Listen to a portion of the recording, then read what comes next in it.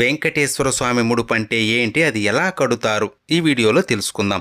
పిలిస్తే పలికే కలియుగ దైవం, కోట్లాది భక్తులకు ఇలవేల్పు, ఆపద మృక్కులవాడు, అనాథ రక్షకుడు, కొలిచిన వారికి కొంగు బంగారమైన ఆ శ్రీనివాసుడే కష్టాన్ని కడతీర్చే దైవం అని భావించి స్వామివారికి తమ కోరికలు చెప్పుకొని ముడుపు కడతారు. స్వామివారికి ముడుపు శనివారం ఉదయం దీపారాధన చేసి ముందుగా వినాయకుడికి మీ కోరిక చెప్పి స్వామికి ముడుపు కడుతున్నాను, సంకల్పం నెరవేరాలి అని కోరుకొని ఒక తెల్లని బట్టకి పసుపు తడిపి ఆరబెట్టి బట్టకి 4 వైపులా కుంకుమ పెట్టి అందులో 11 రూపాయలు లేదా స్థాయిని బట్టి కొంత డబ్బును స్వామిని స్మరించుకుంటూ పెట్టి మీరు ఎందుకు ముడుపు కడుతున్నారో మనస్ఫూర్తిగా భక్తిగా స్వామికి చెప్పుకొని డబ్బు పెట్టిన పసుపు బట్టకి 3 ముడులు వేసి స్వామి ఫోటో లేదా ప్రతి ముందు పెట్టాలి.